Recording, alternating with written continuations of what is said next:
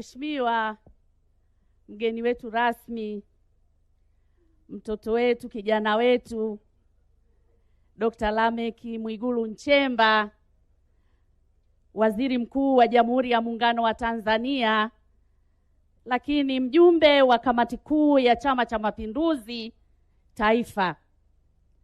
Kwanza, wewe pamoja na msafara wako wote tunakukaribisha sana katika mkoa wetu wa Singida. Leo umekuja nyumbani, lakini ni lazima tukukaribishe mtoto wetu. Lakini pamoja na hayo, kwa mapenzi makubwa umewaona wana Singida wamekuja kukulaki. Umewaona viongozi wetu wa dini wako hapa, lakini tunayoona viongozi wa kimila wako hapa, na madiwani wetu wote hawakutambulishwa, lakini utambue kwamba madiwani wako hapa. Madiwani oye! Madiwani wako, majembe yako wako hapa.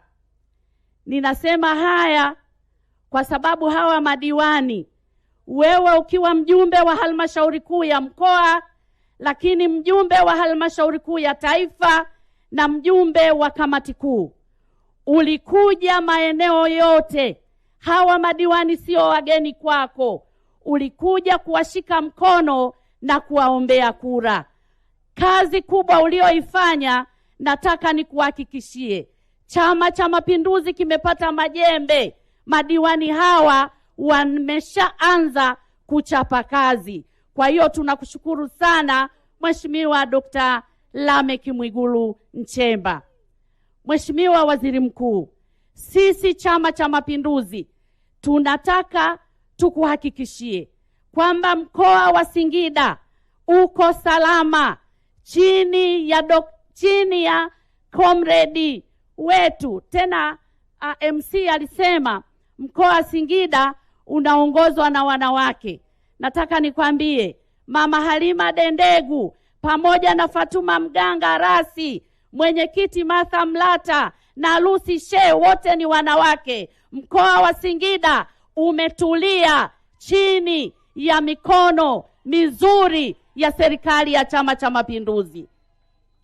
Hivyo utakapopita kwenye mkoa huu utajionea maendeleo ambayo wananchi wametulia, wanachapa kazi, wamelima vizuri, wanaingia mashambani, wanatoka kwa amani na kwa furaha, kwa sababu Chama cha Mapinduzi kimetuliza mkoa wa Singida. Hivyo tunakukaribisha sana. Jambo moja ambalo nataka nikuombe, nenda kamwambie Mama Samia, sisi tunamwamini. Wananchi wa mkoa wa Singida wanamwamini. Alipoingia madarakani awamu ya 6, miaka 4, alitekeleza ilani kwa asilimia zaidi ya 100. Hivyo tunaamini kwa kazi kubwa aliyoifanya, tunaamini ilani hii ataitekeleza kwa asilimia 100. Hivyo wananchi wa mkoa wa Singida wanamsubiri kwa sababu wanamwamini. La mwisho, tunakupongeza sana Dr. Lameck Mwigulu Nchemba. Wewe umejipambanua na Mungu aendelee kukuongoza.